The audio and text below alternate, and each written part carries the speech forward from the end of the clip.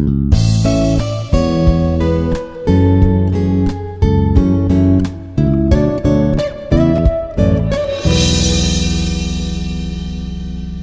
everyone, I'm Dr. S. Manasa, Assistant Professor from Institute of Aeronautical Engineering.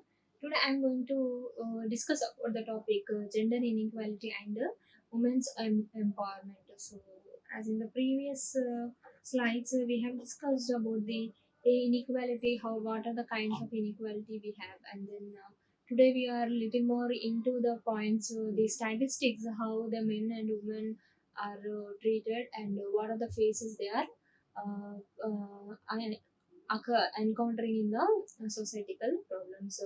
So coming to the inequality, so why to measure a gender inequality and why to have the women's empowerment? So is there any need that we have to measure the gender inequality? Yes, I would say absolutely there is a measure, like there should be any statistical study or the global wide record should be present in order to know whether the gender inequality is still persisting or it is becoming less. So we need to know the continuous observation or the counting. This statistical data must be there in order to have the proper um, observation on this gender inequality problem. So why we have to measure is the important public health sequences for women and children. It is too much important, I would say, because it is finally causing the health issues or the society wise the role of the woman in the society is also becoming the prime important factor. So, coming to the contents of today's topic, so let us study about the selected indicators of gender disparity and their access and control over the different resources available in the society, and what is women's decision in making role. So, what is her effective place in taking a decision of a family or the workplace. And coming to the next point of freedom of movement, and then acceptance of the gender in unequal norms. So let us study some factors today.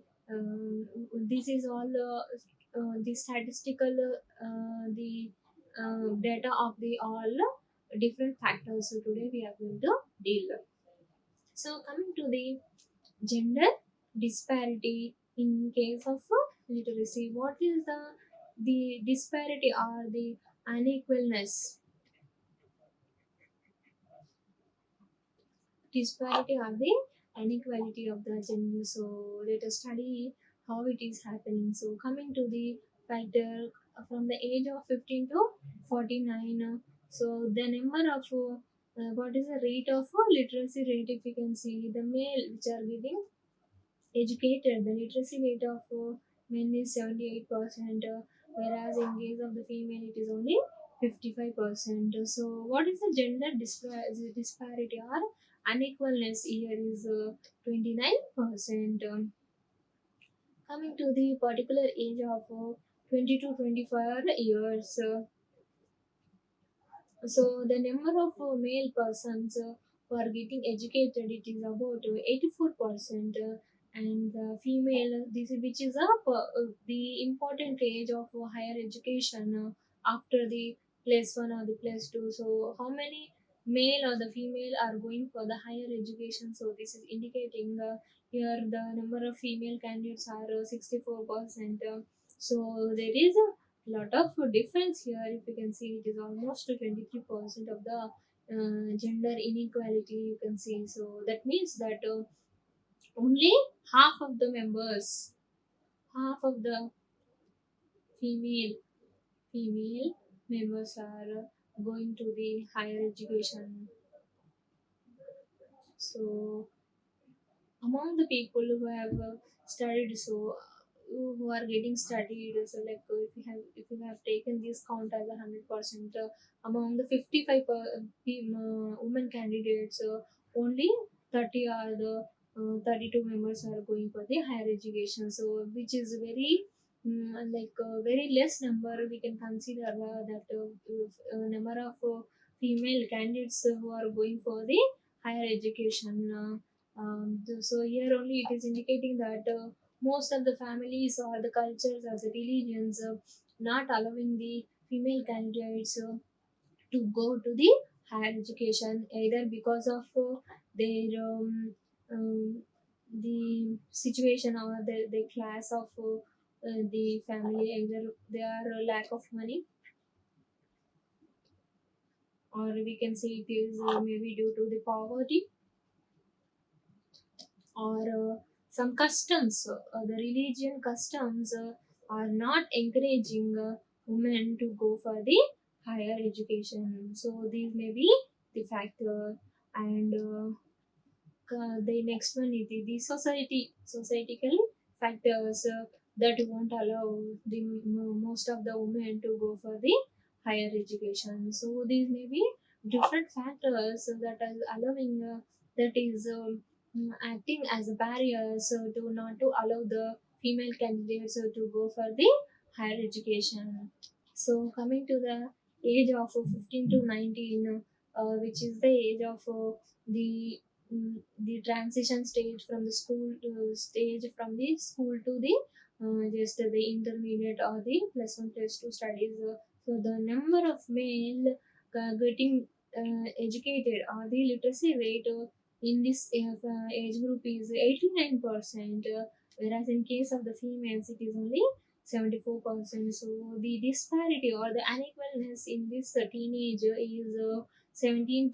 So it is again indicating that only most of the girls children girl children are their higher education will be only till the 10th standard. So it is highly very it is highly discouraging that only the few members are going for the higher education, and among them many are not even allowed to study after the 10th class. So this is the statistical data which is showing the disparity of the women and the men, where the education is not proper, they are not considered as equal. So coming to the next factor, disparity in higher secondary school completion. So how many people are completing their higher secondary school? That is a statistical data information is given here. So coming to this, with the age factor of 15 to 49, the male candidates are getting the percentage of the people with the 12 plus years of school that who are going for the higher secondary education are 20%, and coming to the female candidate it is only 12%. So if you can see, this is a higher disparity you can see there. So the lot many people are female candidates are not going for the higher school education. Then, in the age factor of 25 to 50, 25 to 29, the people going for the higher education means with the going to the higher secondary education is 23, and the female is only 15%. So the here the disparity is 36 percentage, and the people with the age of 20 to 24, the number of male candidates who are going for the plus two education is 27%, and then for females it is only 90%. So you can see here the higher percentage of the disparity at all age groups, which again indicating that women are highly discouraged. So the women count is very less. The women are discouraged to go for the higher education after the schooling studies. So this indicates that very less persons are very less number of the female persons are going for the higher education. Then coming to the gender disparity in media exposure. So we have to first think that these percentages are the statistical data that we take from the studies, maybe because of some percentage of the people who are willing to know the what is happening, either they are studying or not, or this.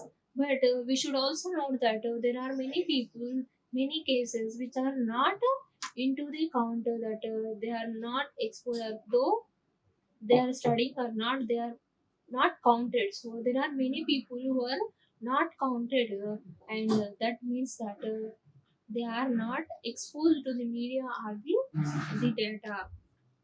Not only fewer women than men literate, but fewer also regularly exposed to media. So there is not only are few women than men literate, but few are the also regularly exposed to the media. The percentage of men and women in the age of 15 to 19 are regularly exposed to the print media, TV, radio, cinema, etc., etc. So the number of people which are getting exposed to the media are coming to the men, they are 88%, and women are only 71%. So again here the disparity is 19%. So which is indicating that they are not even exposed to the media or the society or the print media or TV or radio. So even they are not allowed for such things. So coming to the another factor which is called employment. So this is a main part of the gender disparity, where the most of the women are not allowed to work first of all, they are not allowed to work,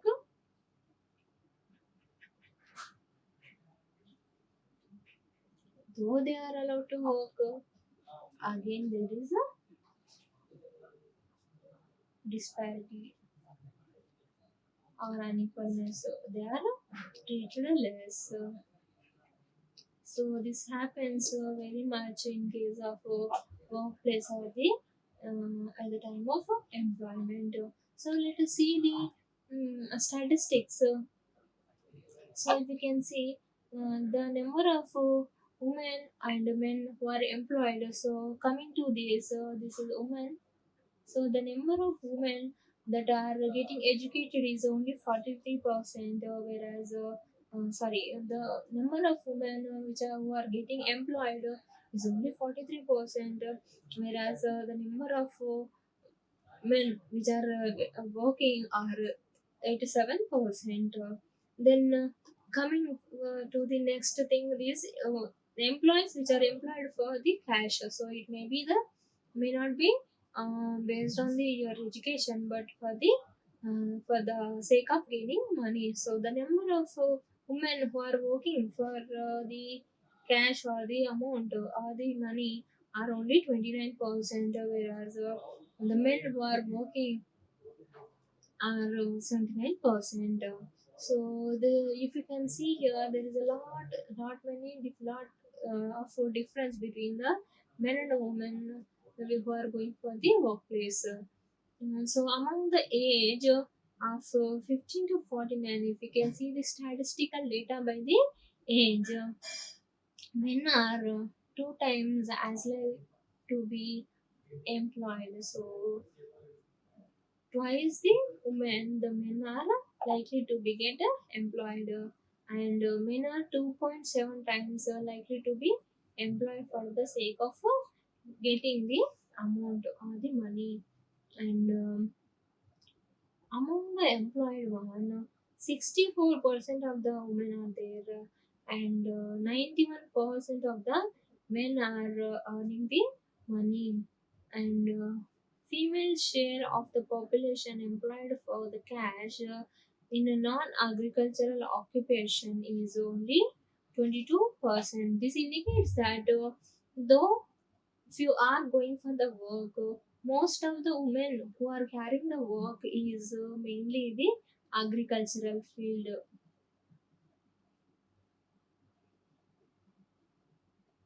So apart from the agricultural source, the number of women who are going for the other works are only 22%, and the majority of the employed women are engaged in the agricultural work.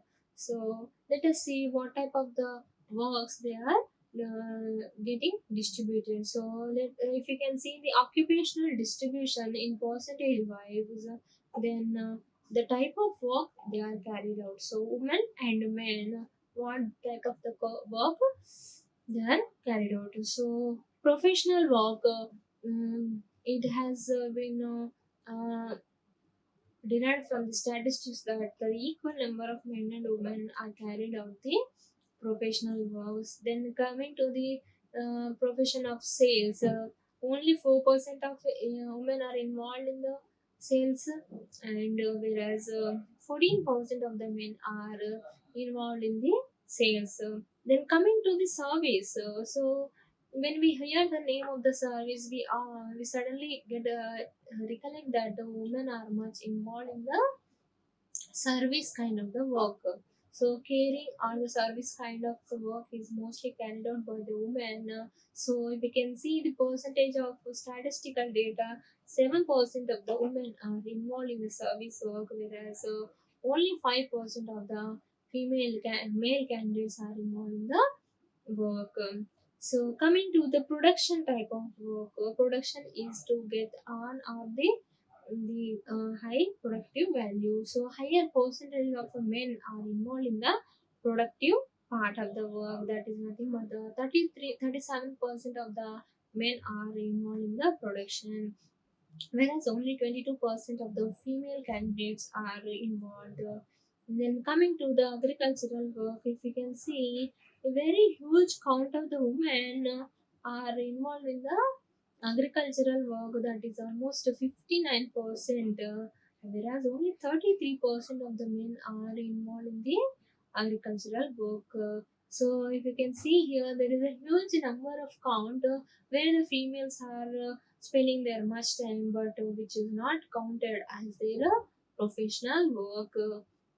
And coming to the other type of works, only 2% of the women are involved, and 4% of the men are involved in the other type of the work. So coming to this gender disparity in media exposure, only few member of the men or the female are exposed to the media. So here either the exposure to the print media or TV or the radio or the cinema.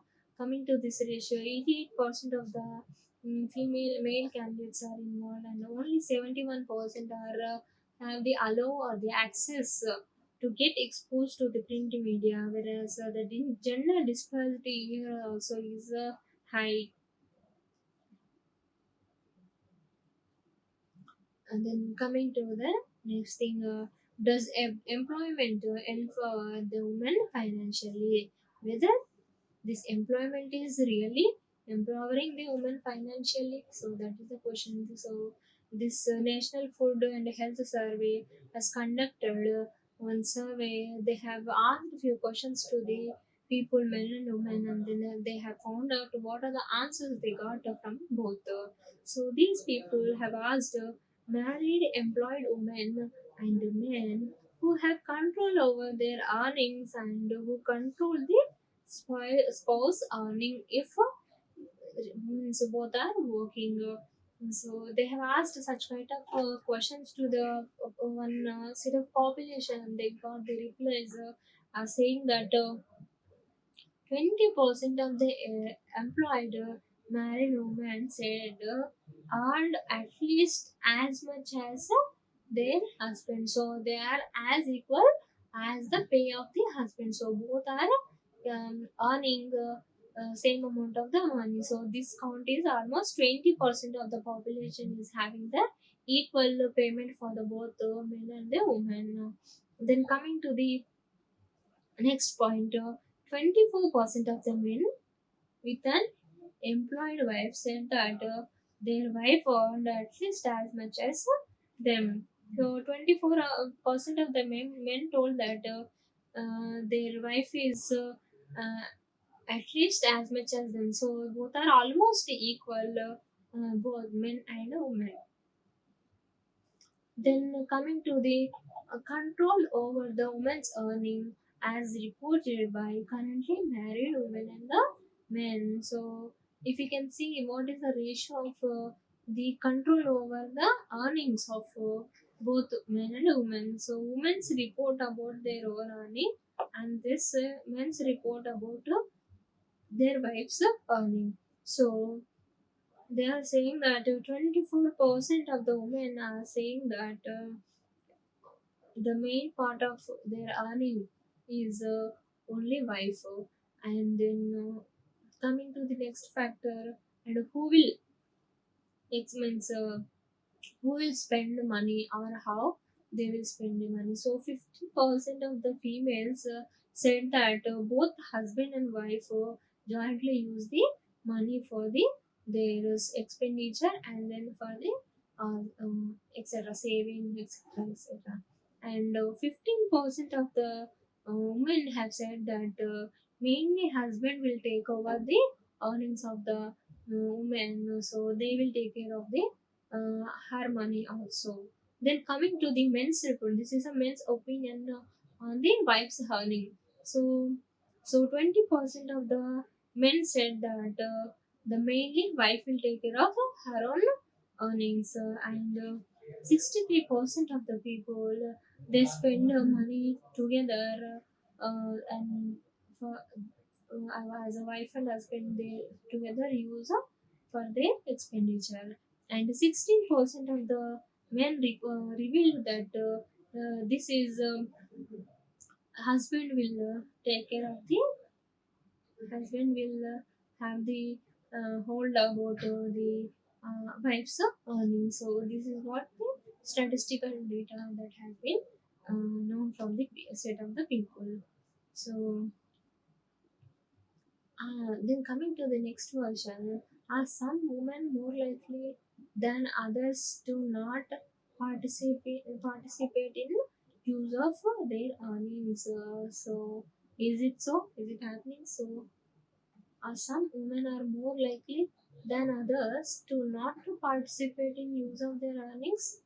Let us see the statistical data. So they have got the information from currently married women. So what is whether they're likely to participate or not? Let us see.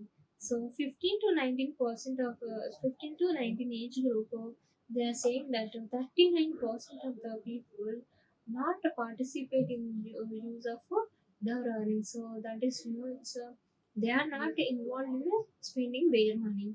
And then 40 to 49 age of women are only 13% of the people are not participating in their usage of their earnings. Then coming to the residents, so coming to the urban or the rural. So in the urban area, only 10% of the women are not involved in their expenditure spending. But in case of rural area, many of the people are not involved in their expenditure of their earnings. That means this is under the control of someone else. So it is very high in case of the rural area.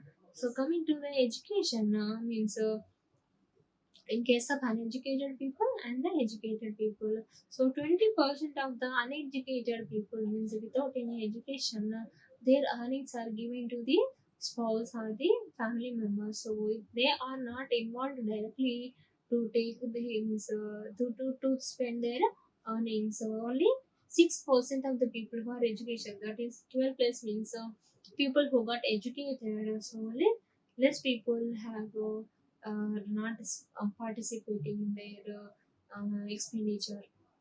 And coming to the wealth index, having the lowest wealth index, the people with the lowest wealth index, that means 21% of the women are not involved in their spending their money, their own expenditure earnings.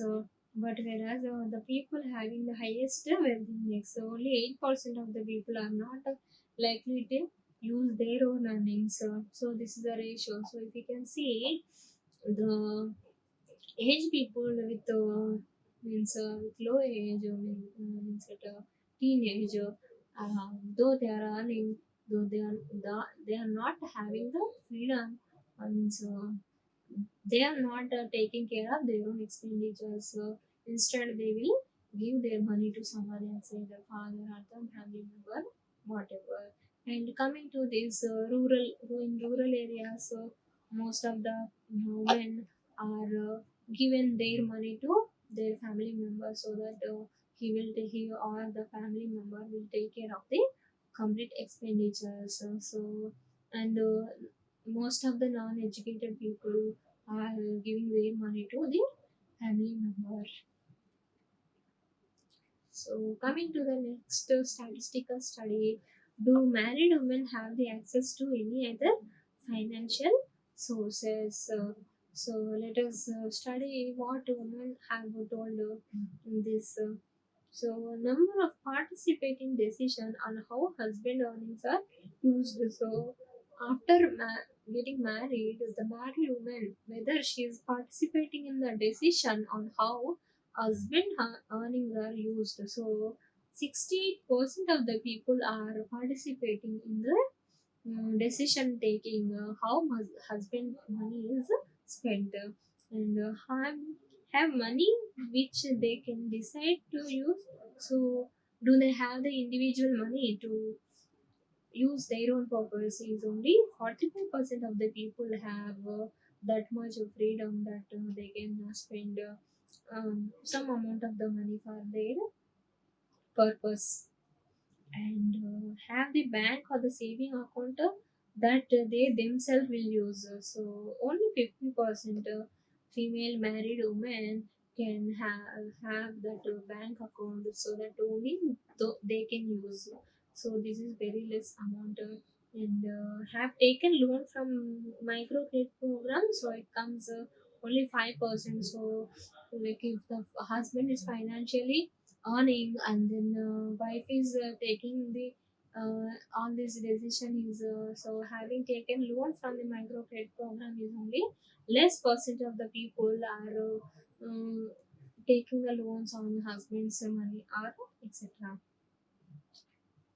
So, what are some of the other hurdles that prevent women from attaining the gender equality? What are the hurdles she is facing? In fact, one is a limited freedom of movement. She's not allowed to go here and there, and gender norms that promote men's control over women. So there are specific tagline kind of norms which promote men's control over the women. And this NHS survey says that they asked women and men questions about norms regarding these harassment factors, such as wife beating, a husband right to have the sex with his wife, irrespective of his wife vision. So these kind of when they have asked, they got some replies, and based on the replies, they got the statistical data.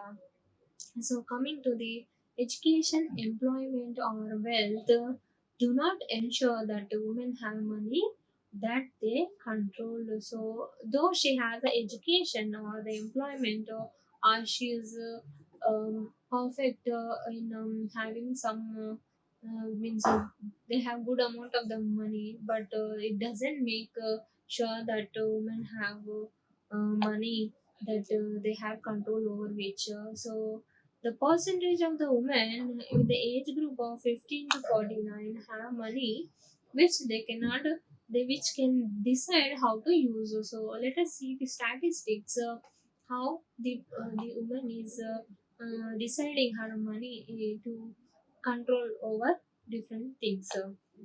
So belong to the highest wealth quantile. So the number of people belonging to the highest wealth quantile is 56%, and the number of people which are who are employed for the sake of earning money have a 55%, and then they have the number of people having plus two education and who are going for the